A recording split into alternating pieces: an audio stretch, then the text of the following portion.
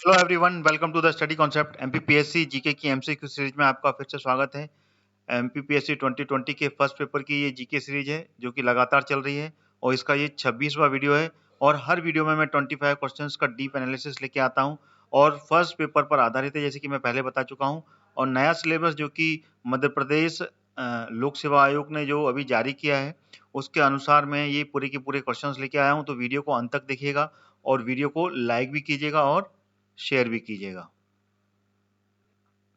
लगातार इस सीरीज से जुड़े रहने के लिए मेरा चैनल स्टडी कॉन्सेप्ट सब्सक्राइब कर लें, वो भी ऑल नोटिफिकेशन के साथ में। ध्यान रहे, ऑल का जो रेडियो बटन है सिलेक्ट करने के बाद ही आपको सब्सक्राइब का बटन क्लिक करना है, जिससे कि आपको सारे वीडियोज के नोटिफिकेशन मिल सकें और लगातार मेरी इस सीरीज से जो कि एमपीपीएससी 2020 के लिए स्पेशल बनाई हुई है उससे लगातार जुड़ पाए। तो चलिए शुरू करता हूँ ये 26 पार्ट, अगले 25 क्वेश्चंस डीप एनालिसिस के साथ में। तो वीडियो को अंत तक देखिएगा और वीडियो को लाइक और शेयर जरूर कीजिएगा। पहला प्रश्न आ गया आपके सामने। 2004 वर्ष 2004 में सुनामी ने लोगों को यह महसूस करा दिया कि गरान, जैसे कि मैग्राव कहते हैं, तटीय आपदाओं के विरुद्ध विश्वसनीय सुरक्षा बेड़े का कार्य कर सकते हैं। मैग्राव सुरक्षा बेड़े के रूप में किस प्रकार कार्य करते हैं, जिसको कि गरान कहते हैं? ऑप्शन आपके सामने है। गरान अनूप होने से समुद्र और मानव बस्तियों के बीच में एक ऐसा बड़ा क्षेत्र खड़ा हो जाता है कि जहां लोग ना रहते हैं ना जाते हैं। या फिर बी, गरान भोजन और औषधि दोनों प्रदान करते हैं जिनकी प्राकृतिक आपदा के बाद लोगों को जरूरत पड़ती है। या फिर गरान के वृक्ष घने, वितान और लंबे वृक्ष होते हैं जो चक्रवात और सुनामी के समय उत्तम सुरक्षा प्रदान करते हैं। या फिर डी, गरान के वृक्ष अपनी सघन जड़ों के कारण तूफान तथा ज्वार भाटे से नहीं उखड़ पाते हैं। तो इसका जो सही विकल्प है वो कौन सा है? तो इसका सही विकल्प है D. This is the correct answer. ये इतने गहरे होते हैं कि बड़ी सी बड़ी सुनामी इनको उखाड़ नहीं पाती है और इनकी जड़ें गहरे होने के कारण ज्वार और भाटे से इससे पूरी सुरक्षा प्रदान होती है वहां पर रहने वाले जो भी लोग होते हैं। ठीक है, तो this is the correct answer. अगला प्रश्न आ गया आपके सामने। उत्तरी गोलार्ध की तुलना में दक्षिणी गोलार्ध में पश्चिम पवन अधिक सशक्त तथा स्थायी होती है, क्यों होती है? ये विकल्प है आपके सामने। उत्तरी गोलार्ध की तुलना में दक्षिणी गोलार्ध में भूखंड कम है। या फिर सेकेंड, उत्तरी गोलार्ध की तुलना में दक्षिणी गोलार्ध में कैलोरीफिक बल अधिक होता है। उपरोक्त में से कौन से कथन सही है? केवल एक, केवल दो, एक और दो, या फिर ना तो एक है और ना ही दो है। तो कौन सा विकल्प सही है? देखिए, इसमें से कोई भी विकल्प सही नहीं है, ठीक है ना। एक्चुअल कारण यह है कि दक्षिणी गोलार्ध में जो है वहां पर सबसे ज्यादा विशेष जो होता है वो होते हैं पवनों का बहुत ज्यादा प्रभाव रहता है यहाँ पर, ठीक है ना। सबसे अधिक पवन होती है और पवन होने के कारण यहाँ पर सबसे बड़ा फैक्ट ये है कि यहाँ पर सबसे पहले समझते हैं उत्तरी गोलार्ध के बारे में। उत्तरी गोलार्ध की अपेक्षा ये जो दक्षिणी गोलार्ध है यहाँ पर जो भूमि का क्षेत्र है वो बहुत कम है, ठीक है ना। तथा दक्षिणी गोलार्ध में जो उच्च दबाव का क्षेत्र से यहाँ पर जो पवन की फ्लो है, ठीक है ना, जो हवा है, ठीक है ना, उसमें द्रवणता बहुत अधिक होती है, ठीक है, प्रबलता बहुत अधिक होती है। इस कारण से यहाँ पर जो हवाएं हैं वो बहुत ज्यादा तेज हो जाती हैं। इसी कारण से दक्षिणी गोलार्ध को की जो 40 अंश, 50 अंश और 60 अंश जो कि अक्षांश है, ठीक है ना, ये जो अक्षांशी रेखाएं हैं यहाँ पर इसको बोला जाता है 40 को क्या बोला जाता है? गरजता चालीसा, ठीक है ना। सिंपल से फैक्ट में समझा जाता है इसको, मतलब गरजता चालीसा, ठीक है, प्रचंड 50 और चीखता 60 के रूप में इनको जाना जाता है, क्योंकि यहाँ पर हवाओं का प्रभाव इतना तेज होता है दक्षिणी गोलार्ध में कि इस तरीके से इनको नाम दिया गया है, ठीक है ना। फिर से बोलता हूं मैं, गरजता चालीसा, ठीक है ना, प्रचंड 50 यानी कि बहुत ही प्रचंड हवाएं चलती है 50 में, और 60 डिग्री जो अक्षांश है वहां पर चीखता 60 यानी कि बहुत तेज हवा चलती है, जिससे कि वहां पर ऐसा लगता है कि जैसे कोई चीख रहा हो, ठीक है ना। इस तरीके की ध्वनि की वहां पर ध्वनि पैदा होती है। तो this is the correct fact. अगला प्रश्न आ गया। भारत की संचित निधि से निधि निकालने के लिए निम्नलिखित में से किसका अनुमोदन अनिवार्य है? भारत के राष्ट्रपति, भारत की संसद, भारत के प्रधानमंत्री, संघीय वित्त मंत्री का। तो इसका सही विकल्प कौन सा है? तो इसका सही विकल्प है भारत की संसद का यहाँ पर अनुमोदन बहुत आवश्यक है, यानी कि संसद के द्वारा ये पूरा पारित होता है, वो अनुमोदित करता है, देन उसके बाद में ही जो संचित निधि है उससे निधि निकालने का पूरा प्रावधान होता है। ठीक है, तो this is the correct answer, B वाला। ठीक है ना, भारत की संसद के द्वारा। अगला प्रश्न आ गया, राज्य विधानसभा में कोई भी धन विधेयक पुनः स्थापित नहीं किया जा सकता, किसके बगैर? संसद की संस्तुति के बगैर, राज्य के राज्यपाल की संस्तुति के बगैर, भारत के राष्ट्रपति की संस्तुति के बगैर, या फिर मंत्री के विशेष समिति की संस्तुति के बगैर। तो किसके बगैर ये नहीं हो सकता? देखिए, राज्य विधानसभा बोला है तो ये राज्य के अधीन होगा, ना कि केंद्र या फिर भारत के अधीन होगा। तो यहाँ के जो राज्य हैं, तो राज्य का मुखिया कौन होता है? राज्यपाल होता है। तो राज्यपाल की संस्तुति के बगैर इसमें पुनः धन विधेयक स्थापित नहीं किया जा सकता। तो this is the correct fact. ठीक है, अगला प्रश्न आ गया, किसी मंत्री के विरुद्ध विशेषाधिकार प्रस्ताव उठाया जा सकता है जब वह सरकार में विश्वास खो देता है, लंबे समय तक स्वयं को अनुपस्थित रखता है, या किसी मामले में तथ्यों को रोकता है तथा तथ्यों को बिगाड़ता हुआ वर्णन देता है, या फिर मंत्रिमंडल के समूह उत्तरदायित्व से बचता है। तो इसका जो सही विकल्प है कौन सा है? तो इसका जो सही विकल्प है वो है सी, किसी भी मामले के तथ्यों को रोकना तथा उन तथ्यों को बिगाड़कर वर्णित करना या प्रस्तुत करना। ठीक है ना, this is the correct answer. उसके विरुद्ध विशेष अधिकार का प्रस्ताव उठाया जा सकता है। ठीक है, विधानसभा के सदस्यों की निहरता से संबंधित प्रश्नों पर अंतिम विनिश्चय किसके द्वारा लिया जाता है? मुख्यमंत्री के द्वारा, राज्यपाल के द्वारा, उच्च न्यायालय के प्रधान न्यायाधीश के द्वारा, या फिर विधानसभा के अध्यक्ष के द्वारा। तो इसका जो सही विकल्प है वो कौन सा है? तो इसका जो सही विकल्प है राज्यपाल के द्वारा इसमें अंतिम विनिश्चय लिया जाता है। बी इसका सही आंसर है। अगला प्रश्न आ गया, संघ और राज्य के बीच करों का विभाजन संबंधी प्रावधान को वित्तीय आपात के समय लंबित किया जा सकता है, राष्ट्रीय आपात के समय लंबित किया जा सकता है, निलंबित किया जा सकता है, सॉरी। ठीक है, किसी भी परिस्थिति में निलंबित नहीं किया जा सकता, मात्र राज्यों की विधेयिकाओं के बहुमत की सहमति पर ही निलंबित किया जा सकता है। तो इसका जो सही विकल्प है वो है सी, सॉरी सी नहीं, बी है इसका सही विकल्प। ठीक है, राष्ट्रीय आपात के समय निलंबित किया जा सकता है, ये इसका सही विकल्प है। ठीक है, अगला प्रश्न आ गया, संविधान के किस अनुच्छेद के अंतर्गत लोक सेवा आयोग के सदस्य को हटाया जा सकता है? लोक सेवा आयोग के बारे में मैंने पिछले वीडियो में आपको पूरी जानकारी दी है, जिसमें कि मैंने एमसीक्यू सीरीज भी बनाई थी लोक सेवा आयोग की। तो बताइए कौन सा अनुच्छेद है जिसके द्वारा ये सदस्य को हटाया जा सकता है? अगर आपने वो एमसीक्यू सीरीज नहीं देखी है तो प्लेलिस्ट से जाकर वो देख सकते हैं। एमपीपीएससी प्रीलिम्स स्टडी की जो प्लेलिस्ट है उसमें पूरा का पूरे स्पेसिफिक टॉपिक पर एमसीक्यू सीरीज पड़ी हुई है, जिसमें कि पूरे के पूरे स्पेशल जो एमपीपीएससी में सिलेबस हुआ है उस पर एमसीक्यू सीरीज चल रही है, तो उनको आप बिल्कुल देख सकते हैं। उसमें पूरा का पूरा एक क्वेश्चंस जो कि पर्टिकुलर टॉपिक पर पूरा कवर है, जिसमें से क्वेश्चंस उसके अलग हटके क्वेश्चंस बनेंगे ही नहीं। ठीक है ना, तो बताइए इसका सही विकल्प कौन सा है? आर्टिकल 315, आर्टिकल 316, आर्टिकल 317 या आर्टिकल 318? तो इसका सही विकल्प कौन सा है? तो इसका जो सही विकल्प है आर्टिकल 317। इसके तहत, ठीक है ना, लोक सेवा आयोग के जो सदस्य हैं उनको हटाया जा सकता है। ठीक है, आगे जाने से पहले मैं आपको बताना चाहता हूं, अनअकैडमी आपके लिए लाया है एक फ्री प्लान, जिसमें कि आपको एमपी के टॉप एजुकेटर से पढ़ने का सुनहरा मौका मिलेगा। इसी के साथ में आपको मिलेगा 500 से ज्यादा free live classes, live doubt clearing के साथ में 20,000 से ज्यादा free questions, free mock test और उनके एनालिसिस, और इसके साथ में आपको अनअकैडमी और भी बहुत कुछ देगा। फ्री प्लान एक्सेस करने के लिए आज ही डाउनलोड करें अनअकैडमी का ऐप और यूज करें मेरा रेफरल कोड, जो कि रेड कैपिटल लेटर से लिखा हुआ है, हरदयाल कुशवाहा।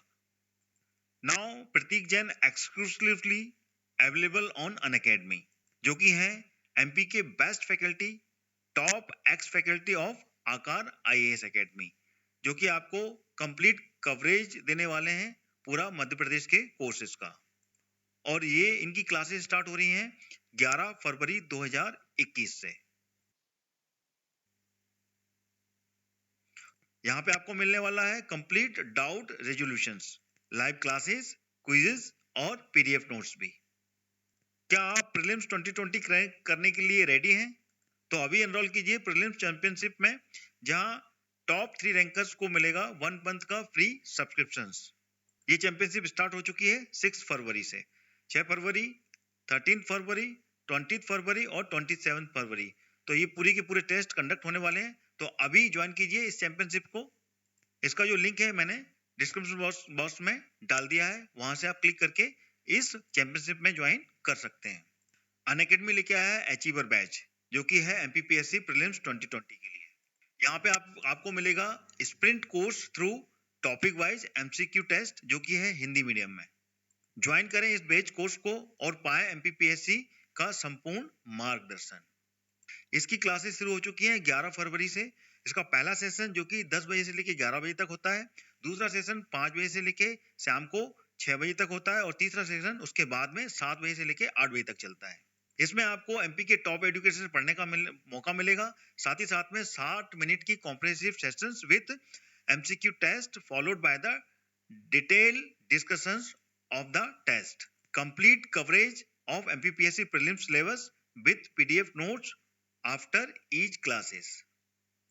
आइए आप जान लेते हैं अनअकैडमी के प्लस बैचेस के बारे में, जो आपकी हर जरूरत के हिसाब से बिल्कुल परफेक्ट हैं। जी हाँ, 60 days live crash courses, recorded batches, PDF revision notes in every classes, best educators for your guidance। साथ ही साथ में लाइव एमसीक्यू रिवीजन बैचेस भी हैं, साथ में लाइव डाउट क्लियरिंग भी है, और 20 से ज्यादा मॉक टेस्ट हैं जो कि प्रैक्टिस के लिए आपके लिए अवेलेबल हैं, और 20,000 से ज्यादा यहाँ पर क्वेश्चंस हैं जो कि आपके प्रैक्टिस के लिए अवेलेबल हैं प्लस बैचेस में। आइए आप जान लेते हैं अनअकैडमी का सब्सक्रिप्शन कैसे लेना है। बस आपको प्ले स्टोर पर जाना है और अनअकैडमी का लर्निंग ऐप डाउनलोड करना है, और इसमें अपना गोल एमपीपीएससी व्यापम सिलेक्ट करना है, और प्लस कोर्सेज में जाकर मनचाहे बैच कोर्स को एनरोल करके गेट सब्सक्रिप्शन का जो बटन है वो क्लिक करना है। इंस्टेंट 10% का डिस्काउंट पाने के लिए मेरा रेफरल कोड, जो कि रेड कैपिटल लेटर में लिखा हुआ है हरदयाल कुशवाहा, उसको एंटर करना है। जैसे ही आप एंटर करेंगे you will gate 10% instant discount on available fees valid till 28 February. Post that will get only 5% discount. तो देरी किस बात की है दोस्तों, आज ही अनअकैडमी का लर्निंग ऐप डाउनलोड कीजिए और एमपीपीएससी और व्यापम को क्रैक करने के लिए तैयार हो जाइए। Let's crack it. अगला प्रश्न आ गया, सेवी है क्या है? एक वैधानिक निकाय, सलाहकार निकाय, संवैधानिक निकाय या फिर अवैधानिक निकाय? तो सही विकल्प कौन सा है?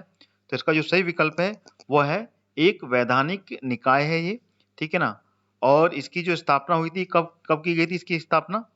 इसकी स्थापना हुई थी 88 में, 12 अप्रैल 1988, ठीक है ना। 12 अप्रैल 1988 में इसकी स्थापना हुई थी, और उसके बाद में एक अध्यादेश जारी हुआ था 1992 में। अध्यादेश जारी करने के बाद में इसको एक वैधानिक जो निकाय है उसका दर्जा प्राप्त हुआ था, ठीक है ना, 1992 में। ठीक है, क्लियर हो गया ये? 88 में इसकी स्थापना की गई थी और 1992 में एक वैधानिक निकाय का दर्जा इसको प्राप्त हुआ था। अगला प्रश्न आ गया, लोहड़ी आयोग जुड़ा है, किससे जुड़ा हुआ है? औद्योगिक रुग्णता से, कृषि उत्पाद की न्यूनतम मूल्य समर्थन जो था उसके लिए था, या फिर खाद्य तेलों की संरचना के मूल्य के लिए, या फिर हस्तशिल्प निर्यात के लिए? तो इसका सही विकल्प क्या है?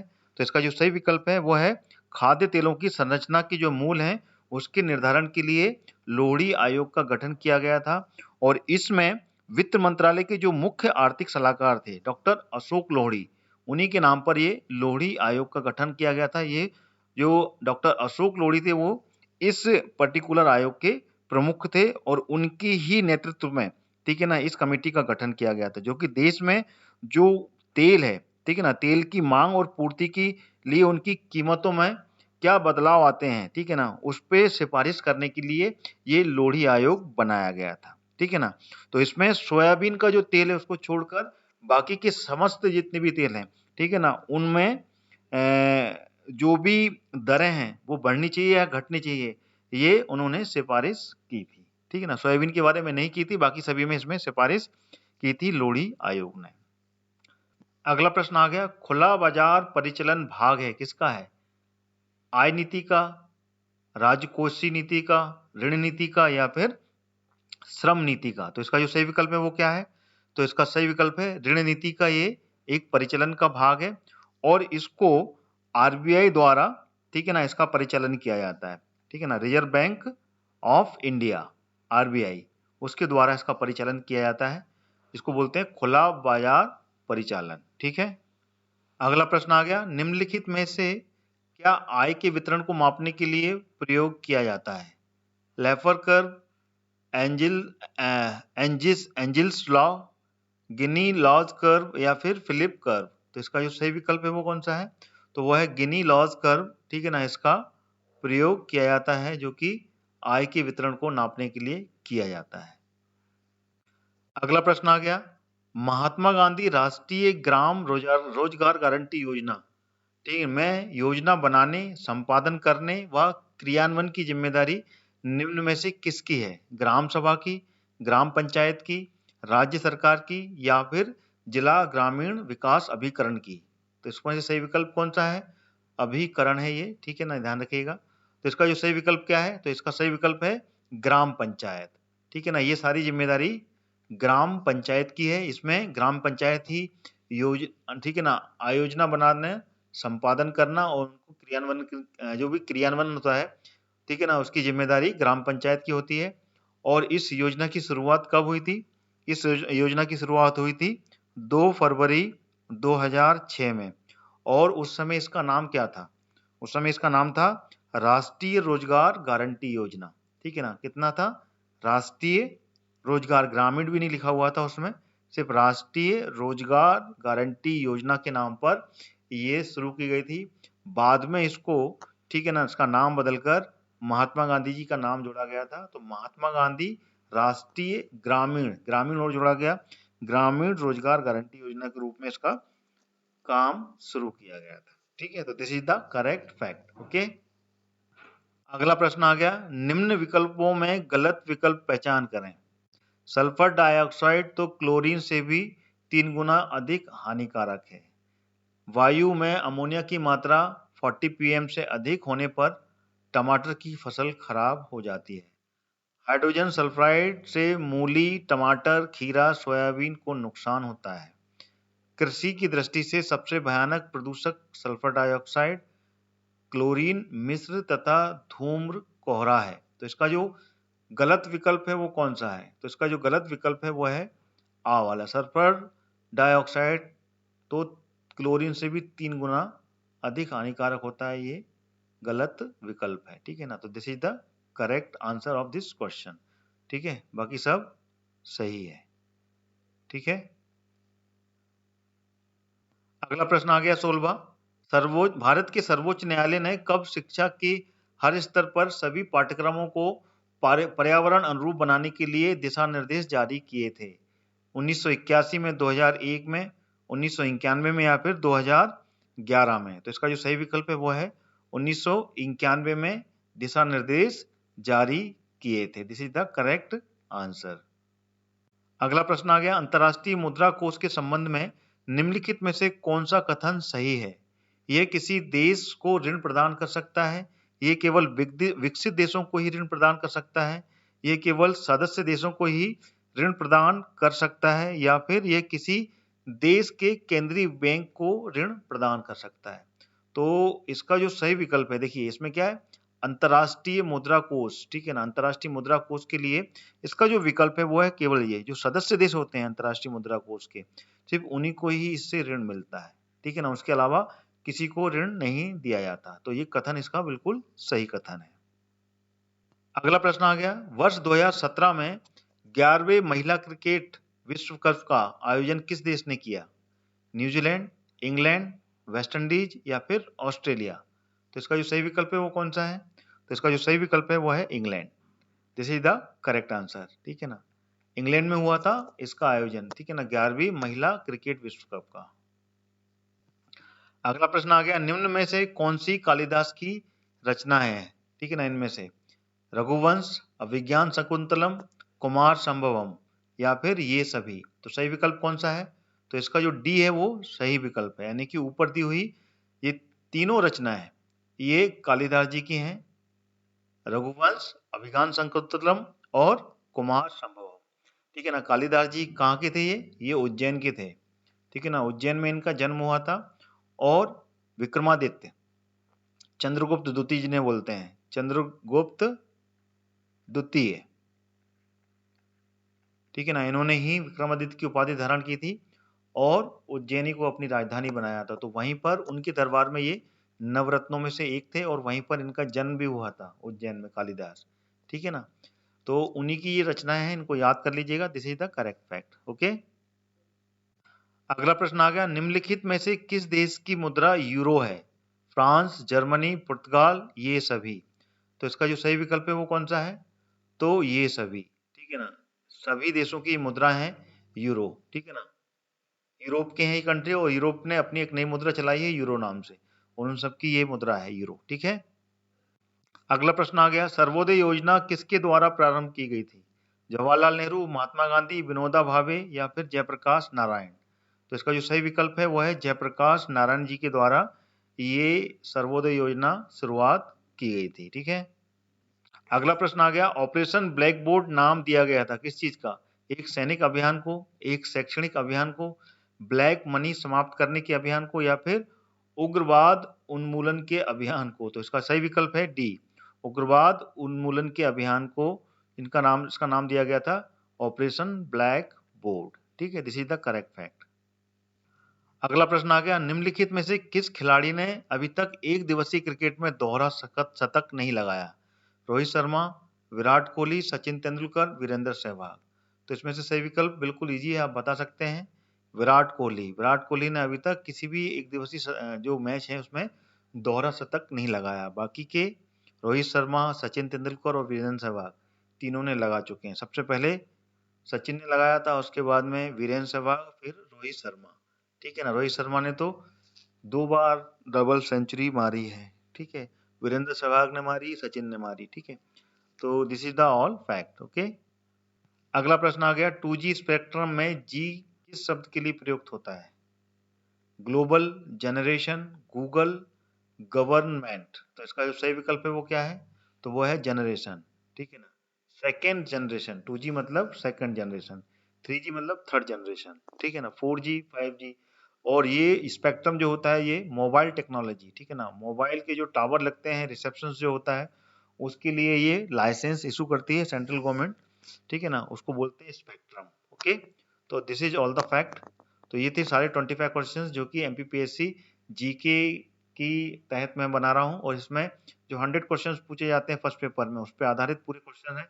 वीडियो कैसा लग रहा है आपको कमेंट करके जरूर मेरे को बताएं कि how do you like this video. ये सीरीज कैसी लग रही है आपको? कमेंट आपके बहुत उपयोगी है, बहुत इंपॉर्टेंट है मेरे लिए। तो आगे भी मेरे को जानकारी मिलेगी कि मेरे को वीडियो और कैसे बनाने चाहिए, किस तरीके के क्वेश्चंस पुटअप करने हैं।